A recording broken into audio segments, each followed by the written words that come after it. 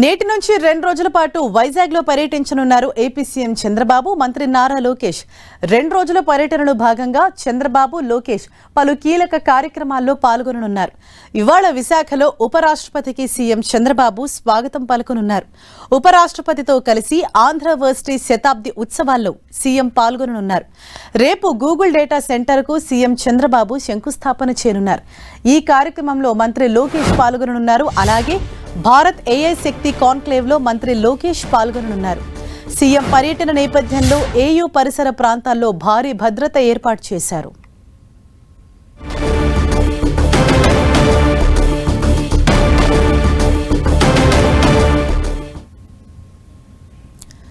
Overall గా updates తెలుసుకుందాం.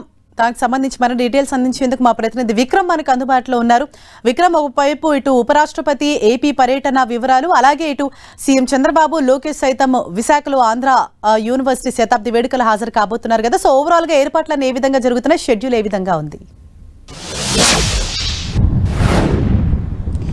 విశాఖపట్నంలో ఈరోజు రేపు కీలకమైనటువంటి సభలు సమావేశాలు చోటు చేసుకోబోతున్నాయి. రాష్ట్ర భవిష్యత్తును మార్చగలిగినటువంటి గూగుల్ డేటా సెంటర్కు రేపు విశాఖపట్నంలో శంకుస్థాపన చేయబోతూ ఉన్నారు. దాంతోపాటు కూడా దేశంలోనే అత్యంత ప్రతిష్టాత్మకమైనటువంటి విద్యా సంస్థ ఆంధ్ర యూనివర్సిటీకి సంబంధించి కూడా శతాబ్ది వేడుకలను గత 100 రోజులుగా జరుపుకుంటుంది. ఈ రోజు ముగింపోత్సవాలు జరగబోతున్నాయి. విశాఖపట్నంలో ఉన్నటువంటి ఆంధ్ర యూనివర్సిటీలో ఈ సందర్భంగా కూడా ముగింపు సభను పెద్ద ఎత్తున ఏర్పాట్లు చేయడం జరిగింది. ఈ సభకు సంబంధించి కూడా భారత ఉపరాష్ట్రపతి రాధాకృష్ణన్తో పాటు గవర్నర్ అబ్దుల్ నజీర్, ముఖ్యమంత్రి చంద్రబాబు నాయుడు, మంత్రి లోకేష్ తో పాటుగా కూడా క్రికెట్ దిగ్గజం సచిన్ టెండూల్కర్ కూడా హాజరు కాబోతూ ఉన్నారు. మధ్యాహ్నం 2 గంటలకు ఈ ఆంధ్ర యూనివర్సిటీ ఇంజనీరింగ్ గోల్డ్ ప్రాంగణంలో సభ ప్రారంభం కాబోతూ ఉంది. ఈ సభకు సంబంధించి కూడా ఆంధ్ర యూనివర్సిటీలో ఈ 100 ఏళ్లలో చదువుకొని దేశంలోనే అదేవిధంగా ప్రపంచంలోని వివిధ రంగాల్లో పేరు ప్రఖ్యాతులు సాధించినటువంటి మేధావులు, విద్యావంతులు, అదేవిధంగా శాస్త్రవేత్తలు అనేక మంది ప్రముఖులను ఆహ్వానించి ఇక్కడ సన్మానం చేయబోతూ ఉన్నారు. మధ్యాహ్నం 2 గంటలకు ఈ సభ ప్రారంభమై సాయంత్రం 6 గంటల వరకు కొనసాగుతుంది. ఉపరాష్ట్రపతి పర్యటన నేపథ్యంలో పెద్ద ఎత్తున కట్టుదిట్టమైనటువంటి భద్రతా ఏర్పాట్లు చేశారు. మరోవైపు ఈ ప్రాంగణంలో విద్యార్థుల కోసం ఒక్కొక్క విద్యార్థుల కోసం ఒక గ్యాలరీ, అదేవిధంగా వీఐపీల కోసం, అదేవిధంగా పూర్వ విద్యార్థుల కోసం కూడా గ్యాలరీని ఏర్పాటు చేశారు. పెద్ద ఎత్తున కూడా ఎక్కడ ఎటువంటి అవాంఛనీయ ఘటన చోటు చేసుకోకుండా ఈ ఏర్పాట్లు అనేవి కొనసాగుతున్నాయి.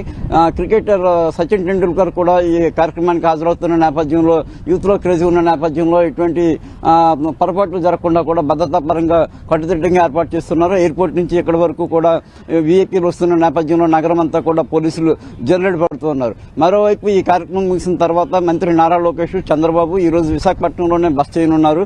రేపు గత కొద్ది రోజులుగా కూడా ఎదురు చూస్తున్నటువంటి గూగుల్ డేటా సెంటర్ శంకుస్థాపన కార్యక్రమం జరగబోతుంది. ఆనందపురం మండలం తర్లువాడలో గూగుల్ అదేవిధంగా అదానీతో కలిసి పెద్ద ఎత్తున డేటా సెంటర్ ను ఏర్పాటు చేస్తున్నట్టు గతంలోనే ప్రకటించారు. దాదాపు 85,000 కోట్ల పెట్టుబడితో తర్లువాడలో ఈ డేటా సెంటర్ ఏర్పాటు కాబోతుంది. దీనికి రేపు శంకుస్థాపన చేయడానికి సంబంధించి కూడా ప్రభుత్వం నిర్ణయం తీసుకుంది. అందులో భాగంగా రేపు గూగుల్ డేటా సెంటర్ కు సంబంధించి ముఖ్యమంత్రి శంకుస్థాపన చేస్తారు. ఈ కార్యక్రమానికి గూగుల్ కు సంబంధించినటువంటి ప్రముఖులు, ముఖ్యమైనటువంటి ప్రతినిధులు కూడా హాజరు కాబోతూ ఉన్నారు. ఈ గూగుల్ డేటా సెంటర్ శంకుస్థాపన జరిగితే కనుక ఉత్తరాంధ్ర భవిష్యత్తు క్రమంగా సమూలంగా మారిపోయే అవకాశం ఉంటుందని ప్రభుత్వం గత కొన్ని రోజులుగా కూడా చెప్తుంది.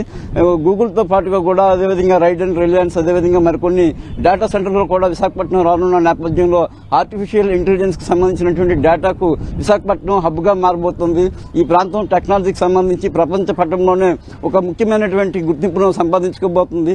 మరోవైపు పెద్ద ఎత్తున ఇక్కడ ఉన్నటువంటి విద్యావంతులకు, యువతకి కూడా పెద్ద ఎత్తున ఉద్యోగాలు, అదేవిధంగా ఉపాధి అవకాశాలు లభించే అవకాశం ఉంటుందని చెప్పి కూడా ప్రభుత్వం చెప్తుంది. ఉత్తరాంధ్ర అభివృద్ధికి సంబంధించి గత కొన్ని రోజులుగా వరుసగా కీలకమైనటువంటి అంశాలన్నింటినీ ప్రభుత్వం చేపడుతుంది. గతంలోనే ఇంటర్నేషనల్ ఎయిర్పోర్ట్ కి సంబంధించి భోగాపురానికి రిహార్సల్స్ చేయడం జరిగింది. ట్రైల్ రన్ నిర్వహించారు. ఫ్లైట్ ఢిల్లీ నుంచి నేరుగా కూడా భోగాపురం ఎయిర్పోర్ట్ కి తీసుకొచ్చి జూలై నెలలో దానికి సంబంధించి ప్రారంభోత్సవానికి ప్రభుత్వం సన్నాహాలు చేస్తుంది. అంతేకాకుండా కొద్ది రోజుల క్రితమే అనకాపల్లి జిల్లాలో ఆర్సిలర్ మెటల్, అదేవిధంగా నిప్పాన్ స్టీల్ కి సంబంధించి దాదాపు 1,00,000 కోట్ల పెట్టుబడులతో స్టీల్ ప్లాంట్ ఏర్పాటుకు సంబంధించి కూడా ప్రభుత్వం శంకుస్థాపన చేసింది. ఆ పనులను కూడా సర్వేగంగా చేస్తూ ఉంది. అదేవిధంగా ఇప్పుడు గూగుల్ డేటా సెంటర్ కూడా ప్రభుత్వం శంకుస్థాపన చేస్తున్న నేపథ్యంలో ఈ ప్రాంతంలో పెద్ద ఎత్తున పెట్టుబడులు, అదేవిధంగా వస్తున్న నేపథ్యంలో సంస్థలన్నీ కూడా క్యూకొడుతున్న నేపథ్యంలో ఈ ప్రాంతం తాలూకా వెనుకబడిన ప్రాంతంగా ఉన్నటువంటి ఉత్తరాంధ్ర రూపురేఖలు సమూలంగా మారిపోబోతున్నాయని చెప్పి కూడా ప్రభుత్వం చెప్తోంది. ఈ గూగుల్ డేటా సెంటర్ కు సంబంధించి కూడా 3 ప్రాంతాల్లో ఏర్పాటు చేయబోతున్నారు.